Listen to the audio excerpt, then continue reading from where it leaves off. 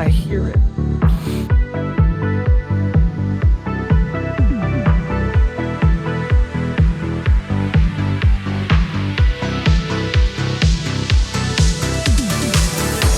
Hello, everybody. Welcome to episode 132 of Local Chat. This is officially declared a will-free zone, but I tell you what, we are zoning today. We've got one Jacob Yosefitz Terrio.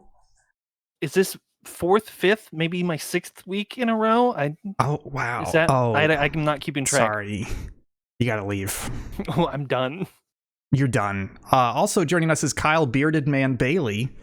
I had a really long day of work, and I'm very happy to be sitting in front of my computer talking about whatever we're talking about with you guys. That's great. I Leaving the genuinely bad screen to look at the good screen. the good screen. Yeah. I don't mean to one up you, but I have to go back to work in 2 hours. So Why? Like to actually work, or did you forget something? Or no, to actually work. We do production. Oh. We got a hotfix to deploy, and I'm trying to be a good manager and not make one of my team do it because they've been doing it constantly for 2 weeks. So I'm like, fuck it, Gotcha. I'll do it. I'll cover it. Anyways, hello, welcome to Local Chat. Let's start off with the chit chat section. It's blank, gentlemen. Any proposed topics for chit chat? The floor is open.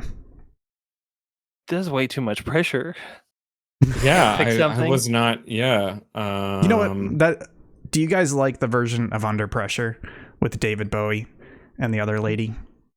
Wait, what? I actually really like the version, the My Chemical Romance, and the used version is pretty Oh. good. Wait. All right, Are you chit telling chat's me closed. David Bowie did a second version of Under Pressure with someone that's not Freddie Mercury? Yeah, you don't know about... Are you serious, Jake? It's I've- it's the more popular version. What? Kyle, you know what I'm talking about, right? It's I Under know Pressure, it's David Bowie, and then there's a female singer, and that's the version you hear all the time everywhere. Not The the radio original? stations that I'm listening to. I don't think it's the original, with but wait, it is... with Annie Lennox. Yes, I Was believe it Annie that's the Lennox? one. That must have been it, shortly before he died. it does have No. 60 million views, so It is by far the one you guys know the most. No, the Queen version with Freddie Mercury. That's the one.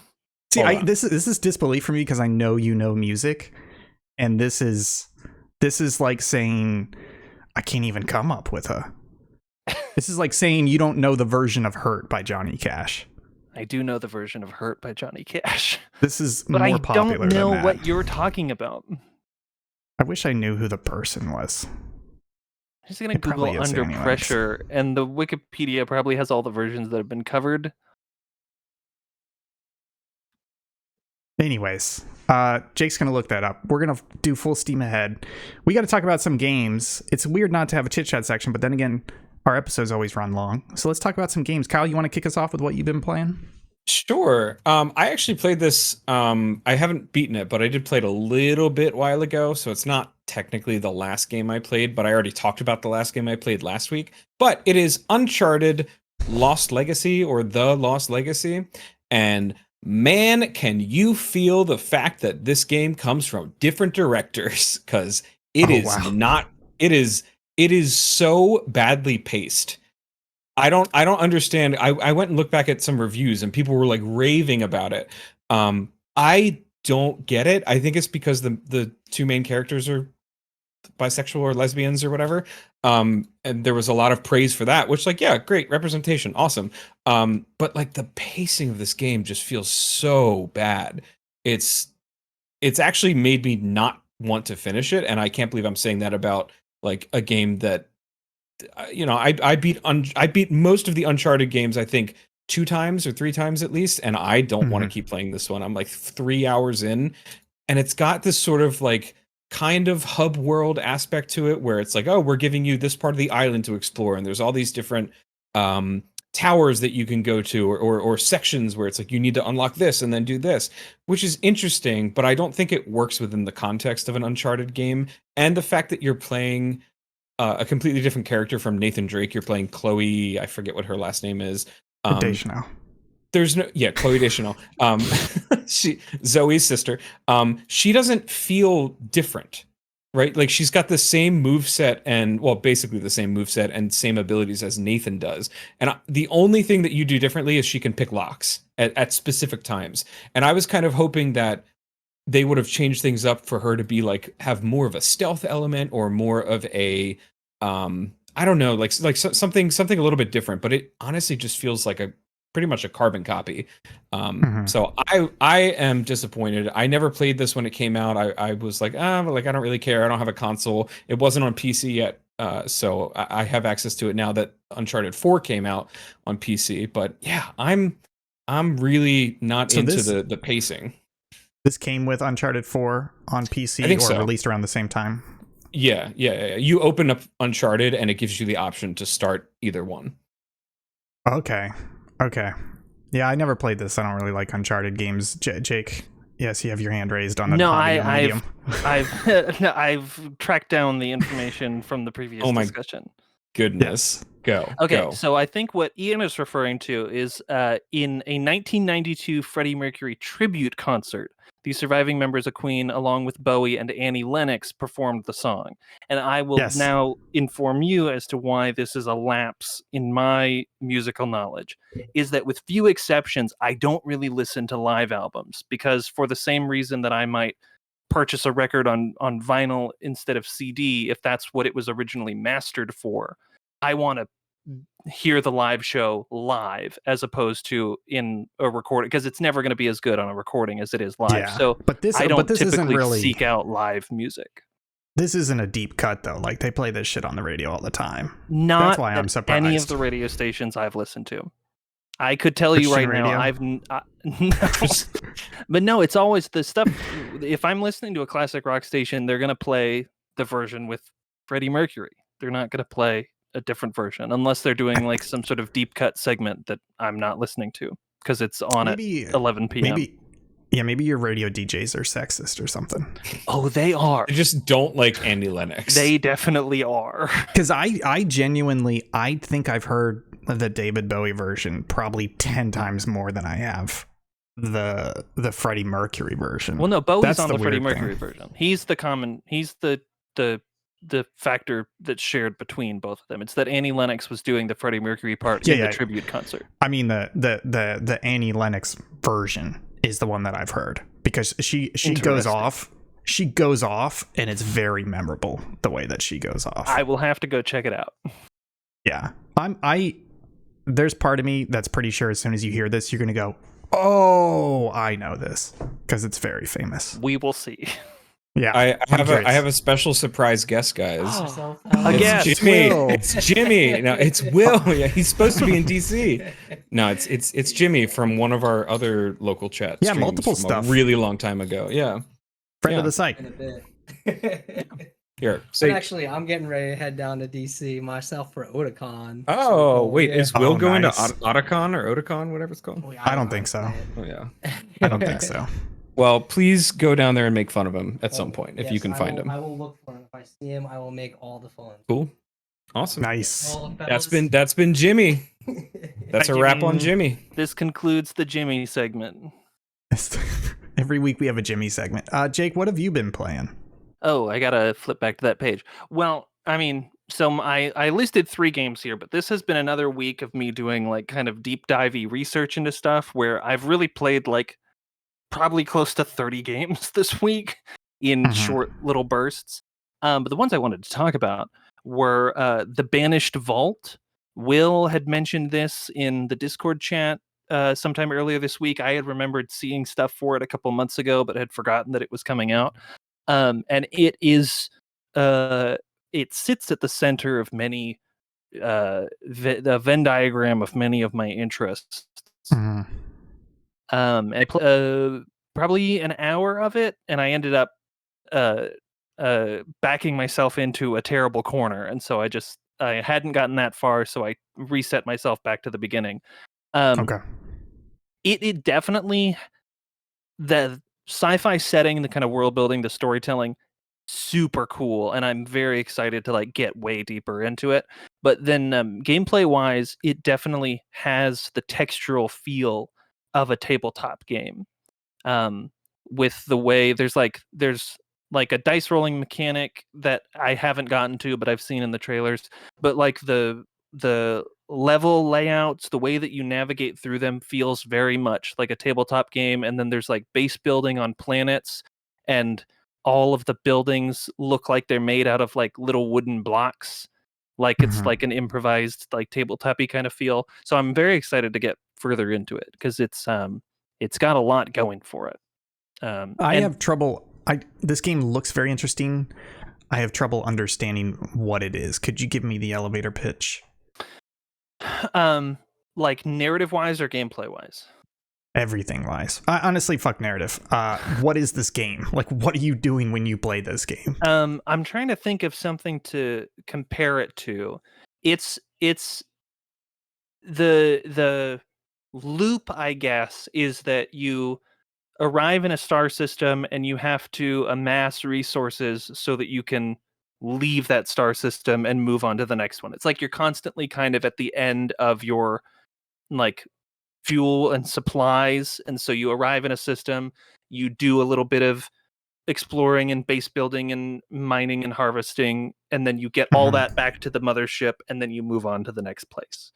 Okay. So it's got some resource management. I don't know if I haven't encountered anything yet where there's any sort of like combat. There might be further on than where I am, but right now where I am, it's just kind of resource management. And Okay. to keep all your people alive. Does that help? A little bit. So is it turn-based? It sounds like there's a little bit of a, I don't want to say RTS, but like a building activity to it. It is turns. It's turns. So the turns are in the form of how far your ships can travel.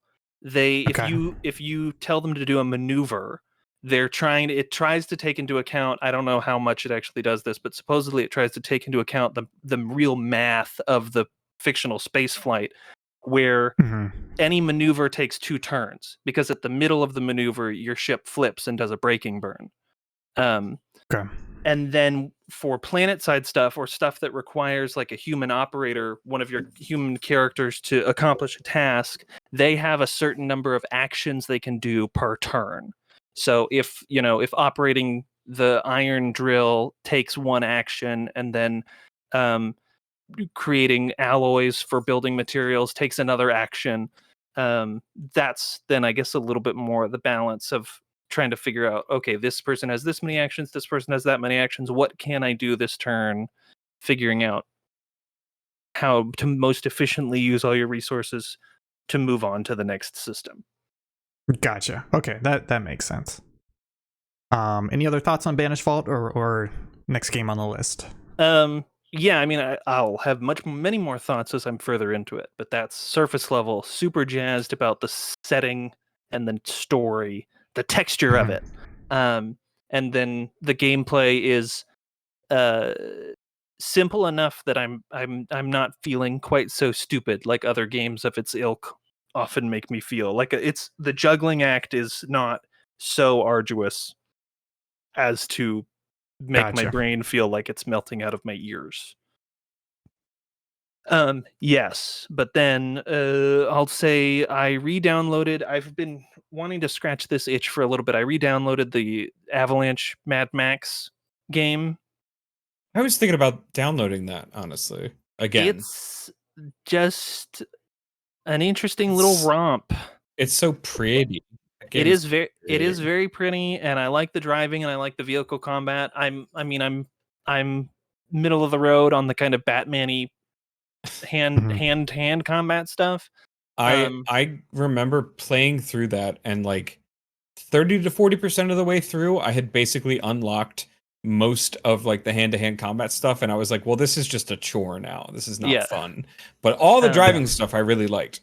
Yeah, and like the story, I think it certainly wasn't helped coming out so soon after, either before or after Fury Road. I know it was around that time, and it's totally not on par with the storytelling in that movie.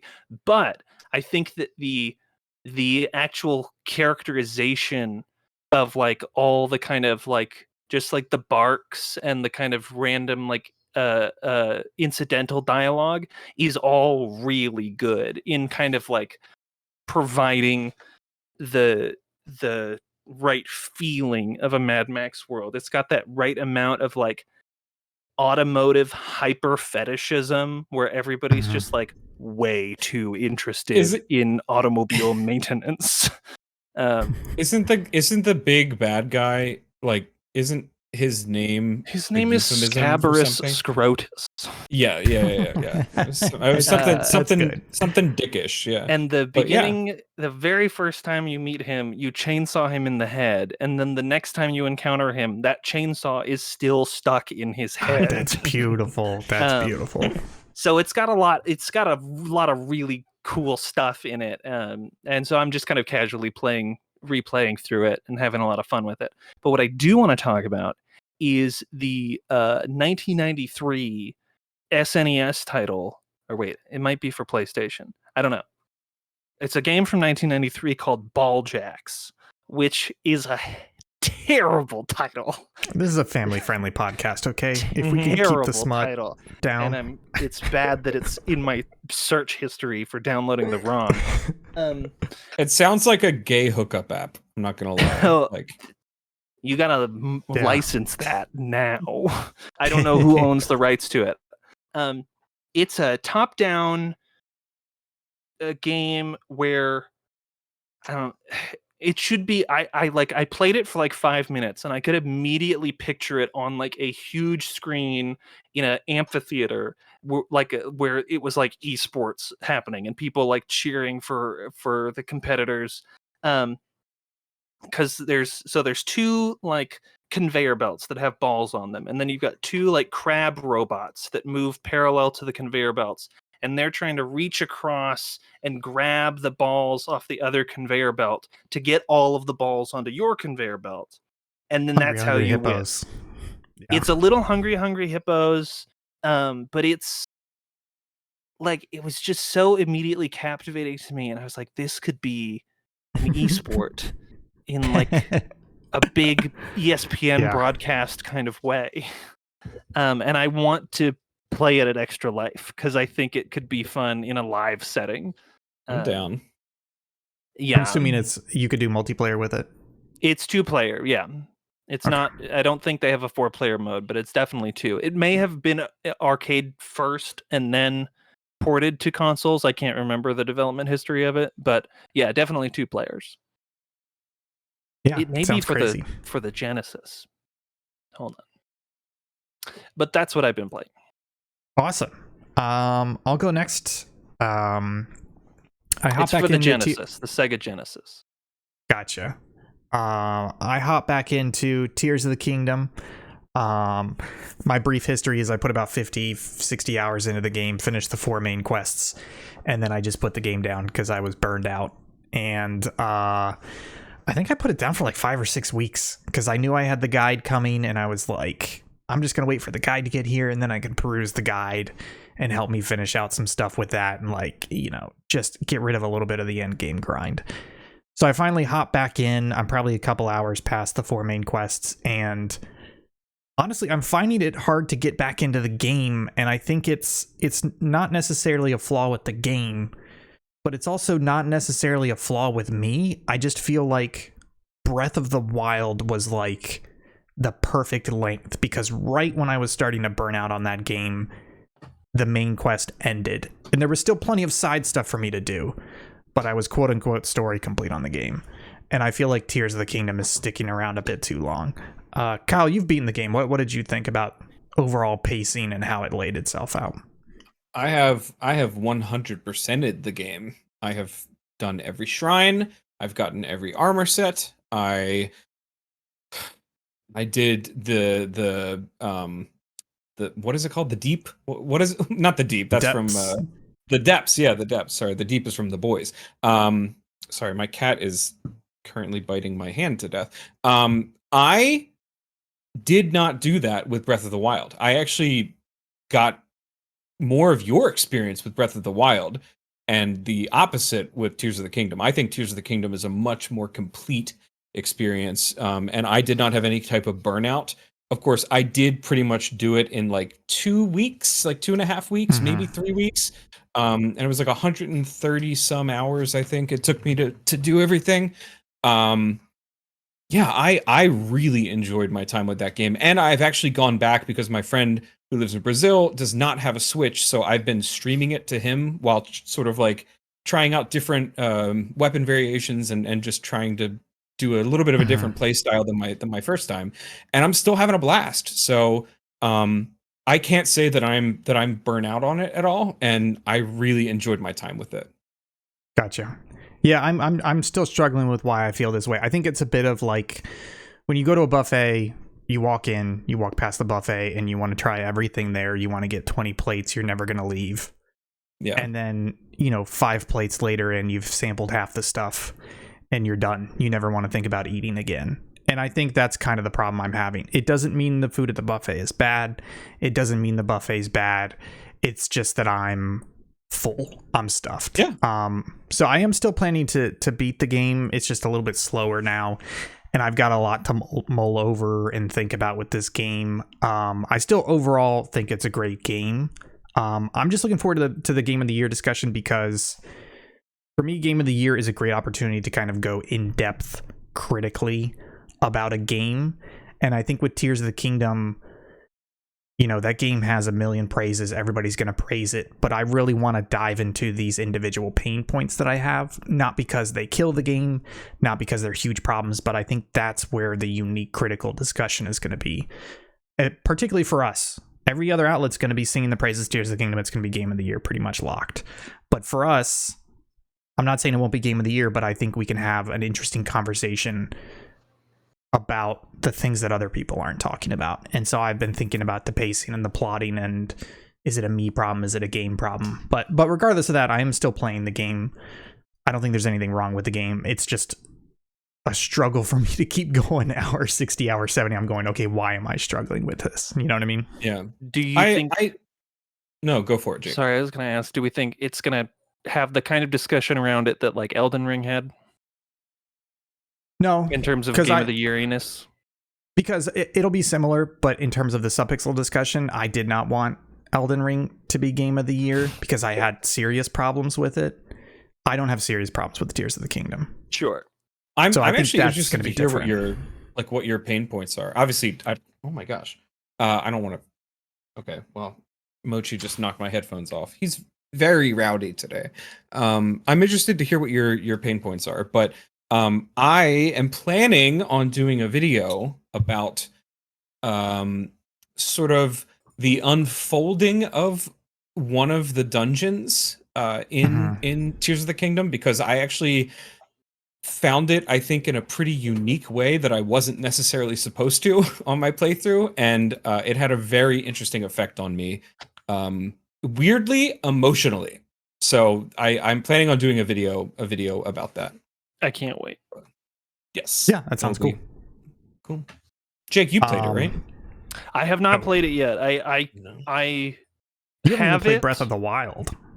Yeah, so that'll be interesting. I think just for the sake of the Game of the Year discussion, I'll probably play Tears of the Kingdom first. No.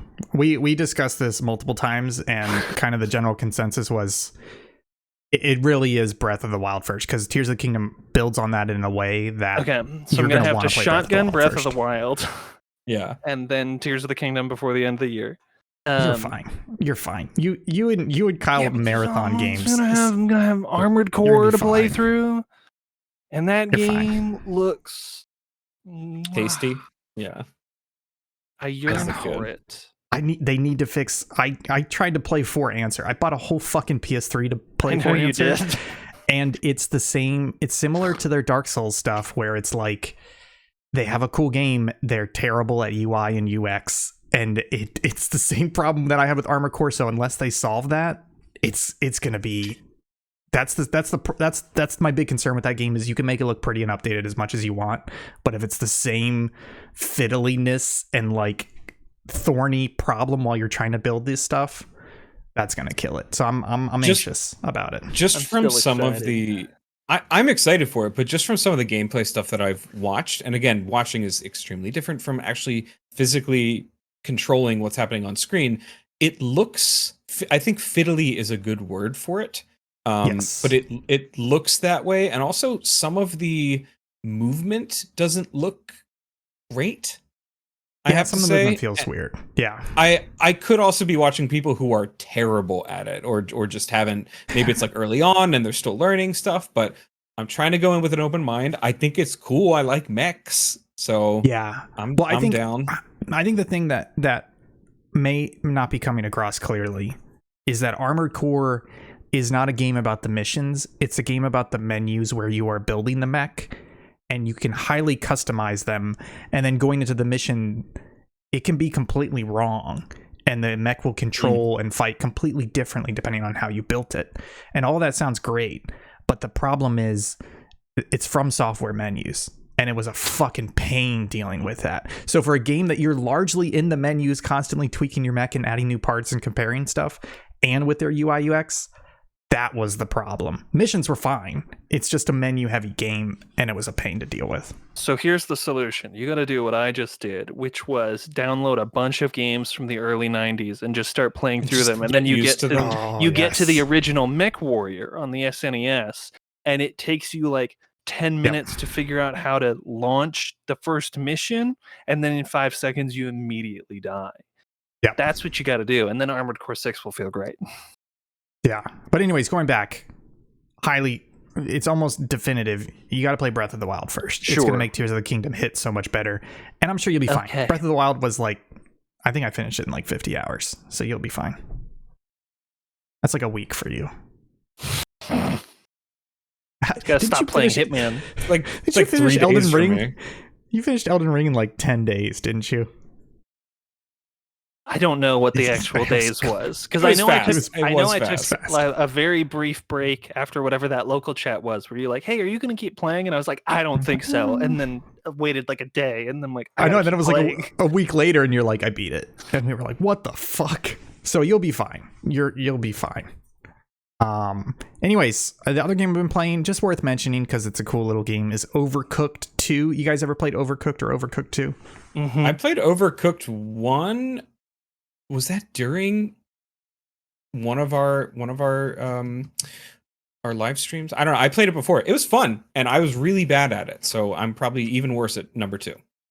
Yeah, it's fun. So the reason why I played it, I'm honestly not a big fan of it because it's not a game for me. It gets me way too anxious and stressed. But turns out Maggie loves it. And we had a double sleepover this weekend with my niece and nephew and niece. And my nephew likes playing it. So Maggie and my nephew just played it for like 3 or 4 hours. That's and then cool. the problem, of course, where they were like, we're stuck on this level. So I would have to come in and help them get through it. And then, of course, you know, the kids go home and Maggie's like, wasn't that fun? Let's play Overcooked. And I'm just like, fuck. Okay. And then I have to play more Overcooked with her. And it's a fun game. It's like a perfect example. There's a shitload of indie titles, right? Where they're like, they have a cool idea and they implement it well for maybe 2 or 3 levels, and then it just falls apart. Like, they don't know how to iterate, they don't know how to build on it, they don't know how to perfect it through, you know, UI, UX, Most progress, of the etc. games from the 1990s that I've been playing. Yes, exactly. Overcooked 2 is a perfect example of like, they don't have that problem because like it feels like every fucking level is different. There's a different gimmick, and it's not really a gimmick, like it drastically alters it.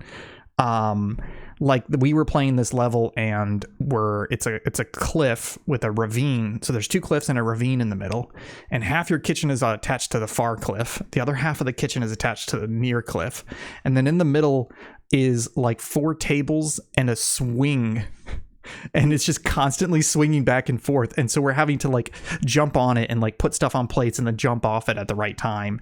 And that's just one weird example. Like every level is weird like that in a new way. And it's just really cool to see a game that is constantly improving on its core premise hour after hour after hour. When the premise is as simple as you're cooking meals Tapper-esque and you've got a timer and you got to, you know, deal with these customers. So it's really cool to play that. You guys have any other indie games like that kind of surprised you with their simple premise and how well they were able to iterate and make it last? I'd say I thought Wilmot's Warehouse was kind of like that. Yeah, that was a good one. You're like, oh, it's sorting, and then you're like, oh, but it's got this and it's got that, and then you're like, it's you're like Tetris affecting this warehouse in your mind as you sleep. Mm-hmm. I think like Frog Fractions, where you're like, oh, it's a weird little game, then you're like, oh, it's getting weirder, and then it just kept getting weirder and weirder, and was always surprising and shocking. That's another good example. Should we also then mention like Pony Island and Inscription? Yeah, 100%. Yeah. It's kind of it's 2017's. Well, no, actually didn't come out in 2017, but I wanted to do a video on this for your what is our series about talking about games that we really like that people should play? I can't remember. Play this. Yeah. I wanted to want to do a play this episode on Gunpoint. Did you guys ever play Gunpoint? Oh, I know what you're talking about though. It's fun. It's fun. The writing is, I mean, you could beat it in like an hour, 90 minutes or whatever. The writing is really snappy, really quippy, really funny. But the gameplay itself is awesome because you just play this like spy, and your whole deal is to go into these 2D. It's a side scroller, but you can like infiltrate buildings in specific ways and turn off lights and cameras and tripwires and stuff. And there are cops, and you can put them to sleep or kill them. And it's all about just completing the objective, kill them in the most fun way possible, which is obviously killing everyone. And it's great. I love it, and I want to talk about it, and more people need to play it. It came out in 2013, so I played that when I was a junior in college. That was back when, like, just after Hotline Miami was the new hotness. Oh yeah. That's a good one too. Yeah. So anyways, the third game I've been playing a little bit of it, but I wasn't sure I wanted to talk about it yet because we're going to stream some of it next week and have some fun with it. But honestly, it deserves a shout out. I've been playing the new creator DLC for Arma 3 called Spearhead 1944. So Arma 3, it's been around 10 years now. It's like the supposed to be ultra realistic milsim game. They've been doing something pretty cool recently called these creator DLCs. And from what I can tell, what they do is they go out to either very small studios or very small mod groups who have already worked with Arma 3 before, and they say, hey, pitch us a mod, and they will pitch it. And so for this company, they said, we really want to do, Normandy, World War II, 1944. And they said, that's okay. What happened in 1944. Yes. And they said, okay, we're going to help you out with resources and marketing, and we're going to, help you with the engine, etc. And basically it becomes this like dev sponsored mod. And then they release it, and it's normally $20. I think it's on sale for $18 right now during like the intro window. And it's just like, it's basically like a really, really well done mod. Like you boot it up, it's got a different menu. They have like 10 pre-built missions. They add like multiple factions, all these weapons, all these new vehicles, like a huge new Normandy map.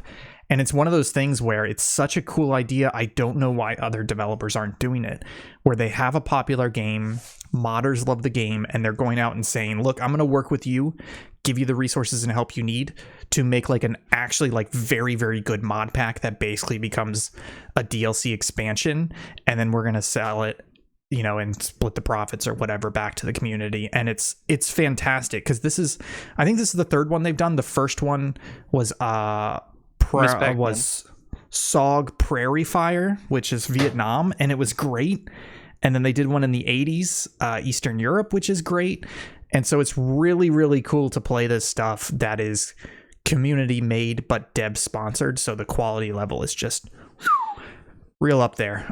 So I've just been dicking around with it lately. We're going to play some missions on Tuesday with Will and Zach. So tune in 8 or 9 p.m. Eastern. We're going to have some fun with that. Just wanted to do a shout out there. Yeah. I dig it. Y'all ready for the news? I'm so ready. Let's go.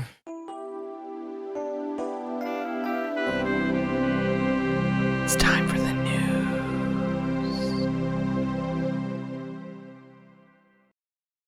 Thanks, special call-in guest Will, for reading us the news theme live.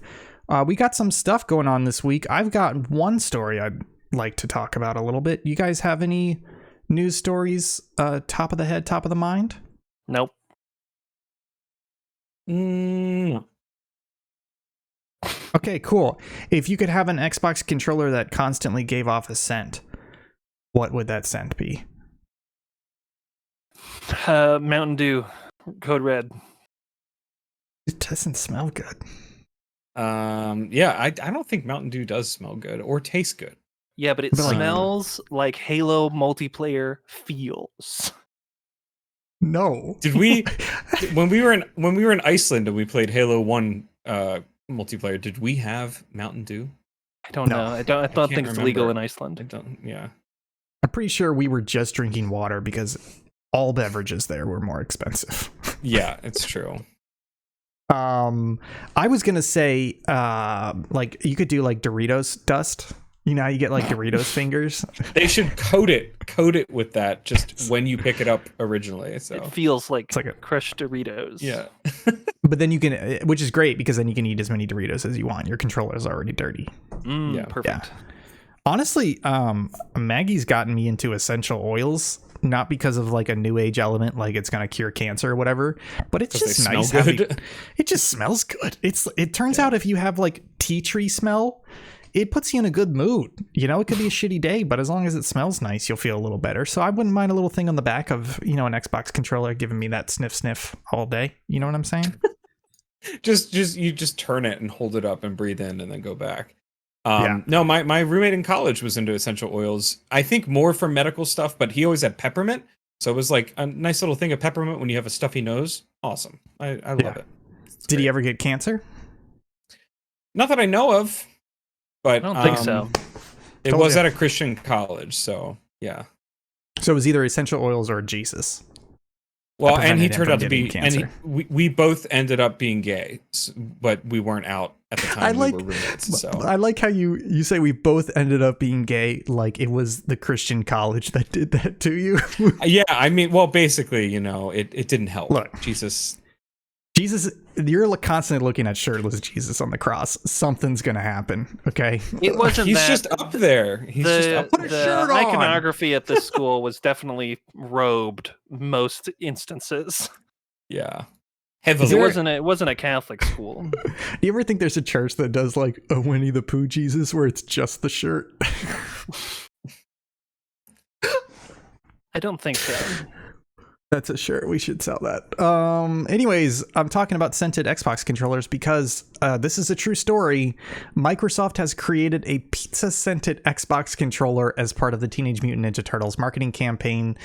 This is from The Verge. I don't know if you guys have seen this article, but it is bonkers because it's not a normal controller. It has what, like a half-size pizza slice attached to the back of it? Yeah. But I and have you to click can't- through you to it can't to see buy if it was right? written by the guy that you can Kyle only and I win know. it. There's Which sweepstakes giveaway. Yeah, yeah.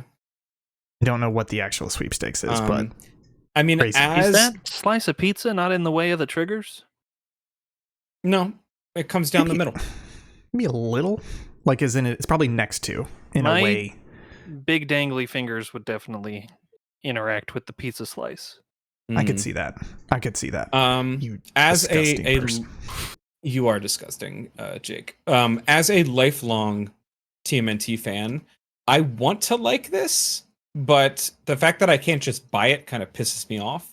So I don't even like the I don't paint job, honestly. on yeah, the well, controller. that's the other thing is I don't think the paint job is particularly well done. I would rather them have like a turtle shell on the back or something like that, like a painting of it or something. Or their variants of the mask colors.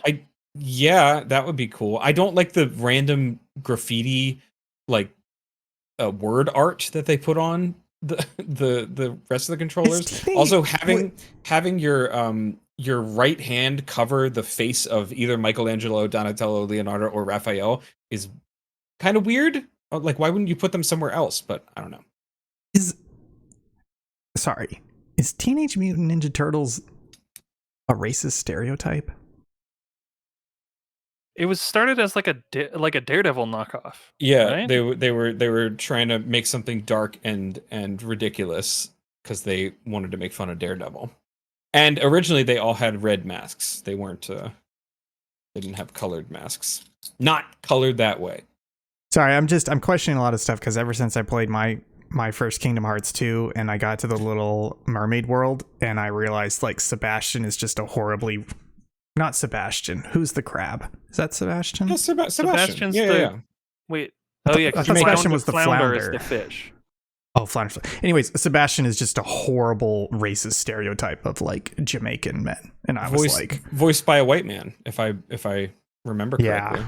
So now, anytime I see something from the '80s and I see graffiti, I'm like, are they trying to make like an urban stereotype with TMNT? No, I think that aesthetic came about in later iterations. Okay. Well, and they all have. I mean, they're supposed to be choose your own favorite because each one of them represents different facets of personalities that everyone has. So it's more for classical artists. Yeah. But I have seen, so there have been storylines in the comics where like one of them will get hit with like a retro mutagen and they'll turn human or something, which actually wouldn't work realistically because they were turtles beforehand, so it doesn't matter. They have been depicted as a bunch of different races when that happens, and there's also, there's like fan comics and stuff that have depicted them as black or Asian or white. So it's sort of like pick whatever you want. That's kind of one of the things I really like. That's one of the things I really like about TMNT is it's like it fits whatever mold you want it to fit. But I don't like that controller. I'm not a fan. They should have just done like a simple like a green. The whole controller is turtle green, and then the buttons are the colors. Like one has all red buttons and one has all orange buttons, etc. So on. With like a cool texture or something. Yeah.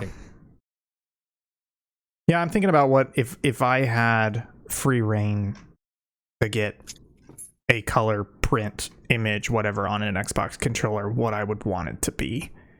And I'm thinking two things. One is those 90s cross your eyes holograph optical images. illusions. Yeah, I do like that. That's good. And the other one is we have these cat butt coasters where it's just a coaster, but it's just a picture of a cat butt in the middle of it, and I just picture that on the controller, and like the thumbsticks are just cat butts.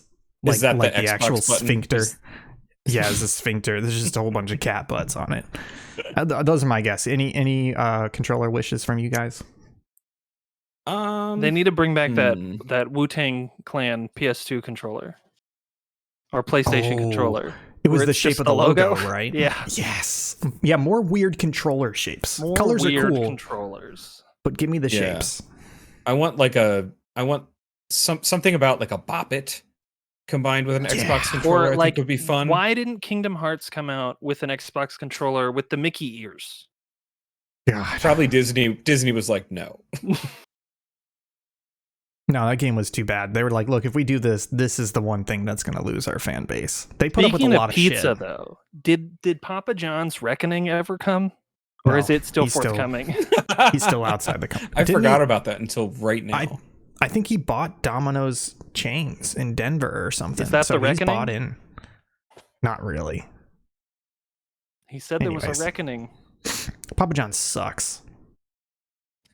We got two other stories here. How about you Kyle, how about you pick one of these stories and talk at us? Well, I don't care about one of them, so I'll talk about the one I do care about, which is the Red Dead Redemption remaster/remake/port possibly may still be happening after many months and years of naysayers and yaysayers and people just talking out their asses about stuff they didn't actually know for sure. But there's a code name apparently in the, Rockstar's new site update live an hour ago added a new reference within the games list. Quote, Red Dead Redemption, parentheses, Rockstar presents VER, close parentheses, close quotes, code name, all this other stuff. And people are like, oh, it's Red Dead Redemption. So, I have said from the beginning that this game will make a shit ton of money. What if what if it's Red Dead Revolver? Well, I was going to ask. I'd still be interested. Would they? Yeah, I'd be interested. Would they maybe shove them together, or would it be one or the other? I I mean, it would be a nice surprise if they Like a did that, but bundle. also I feel like they want to make as much money as they can on both. Sure. But I don't know if Red Dead Revolver would be worth it to them. I think it's a bastard stepchild to them. They try to forget about Yeah. that. Yeah. I Nothing mean, wrong you with the can game. go Yeah. you can go in through most of the areas in Red Dead 1 in the map. In Red Dead 2 has like Red Dead Yeah. 1's mostly map. You can't go into Mexico, I don't think. So that amazing Jose Gonzalez song does not come through your speakers as you're playing. But it makes sense. They have the technology. Just release it. Yeah. I feel like 2K is just, I don't know why they did what they did with that game, but just They're put it too out busy there. making new sporting games, golf and football and basketball Lego. and wrestling and driving with the Lego Yeah. people. Yeah. Would you guys Which I play didn't- a Red Dead remaster? Sure. The original? Yeah. I would. I don't think I would, just because I played it like 5 years ago, so it's still pretty fresh for me. I haven't It's played been either of since them. college that I've played, so Yeah, been a because minute. I didn't play when it came out. Yeah. It's weird though, because I played the Xbox 360 version on the Xbox One, not even the Xbox One X, and it ran perfectly fine. So I understand why they're doing this, money, but also you can go play that game right now, the 360 version on a Series S, Series X, One X, and it runs perfectly fine.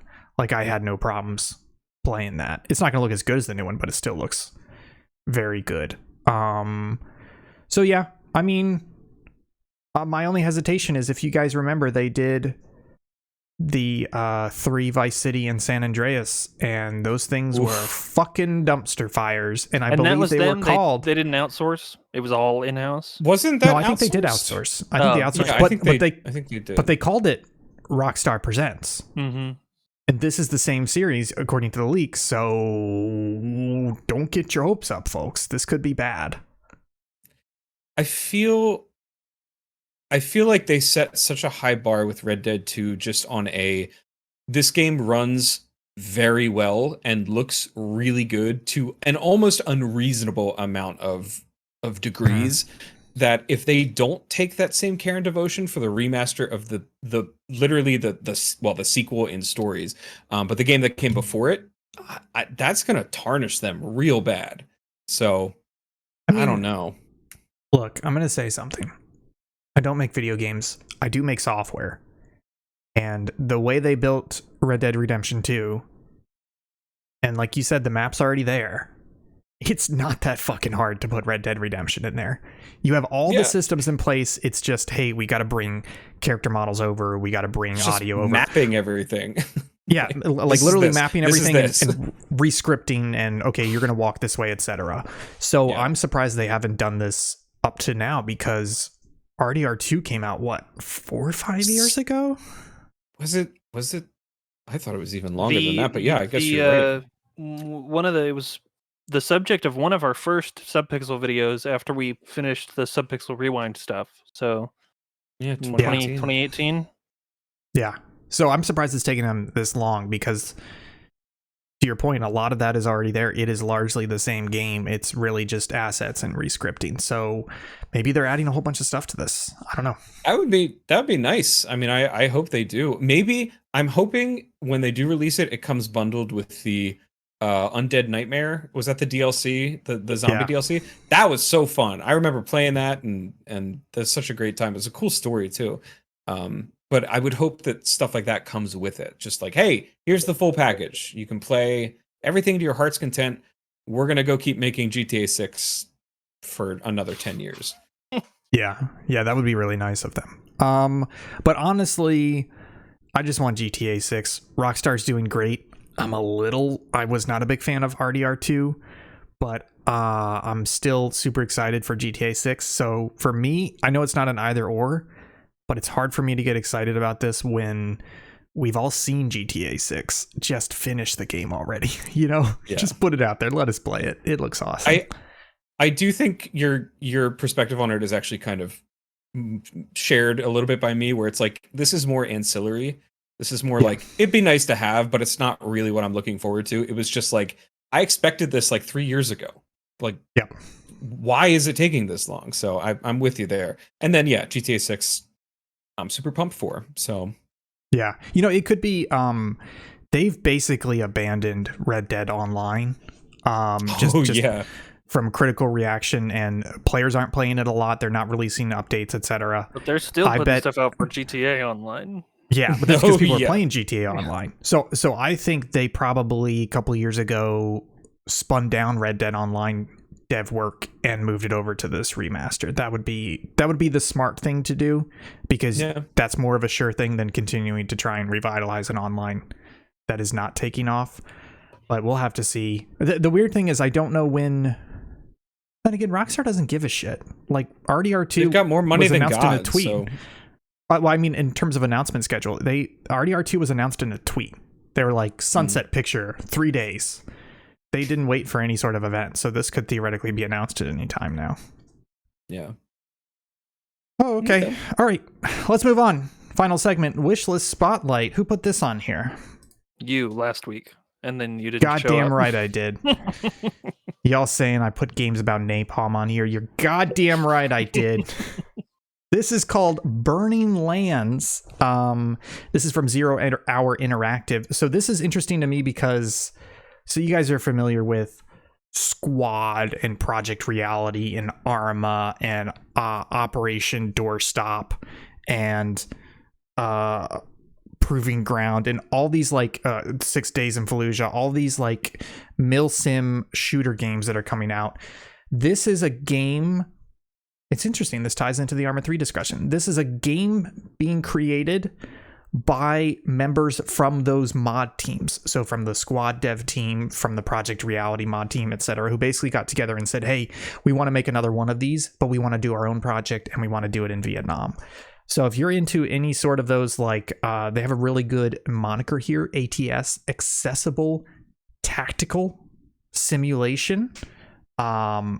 It basically like a nice straddle between like Battlefield and Arma. If you're into any sort of those games, take a look at Burning Lands. It seems pretty cool. I'm a big fan of the Vietnam genre. I don't know that I should say I'm a fan of the Vietnam War. Big fan of all American wars. Big fan. But as a medium, as a setting for media, hell yeah, give me some Vietnam. So this looks pretty cool. Make sure to add it to your wish list. I think that's giving me. It's giving me Hell Let Loose, but in Vietnam vibes. Just from the stuff that I'm saying, which is great. It's exactly in that genre. I really love Hell Let Loose. Yeah. Yeah. So this looks pretty cool. I think that's gonna do it for us. Thanks for showing up, Halucha. At the end, how dare you? Gentlemen, any final words? I'm good. I work hard, play hard. I don't know. I think we're all just burned out. We done been talking about video games. So folks, thank you guys so much for joining. This has been Local Chat. You can find us at Subpixel Team on Twitter, Twitch, TikTok, Instagram, Facebook, Mixer, and Kick. We're not on Blue Sky. We are on Threads. We never use it. We're going to be streaming this weekend. Jake, you doing Sunday Shmups? Yes, I am. A little bit later, because I have an early Oppenheimer showing, and that movie is long. Yeah. So keep an eye on the Twitter for the exact time. And Tuesday, we're going to be doing some Arma 3 Spearhead 1944. Thank you guys so much for joining us. Kyle, at Kyle of the Beer, Jake, at _Jake Tyrion. I'm at Think Gibson. We'll see y'all next time. Bye. Bye. Halucha.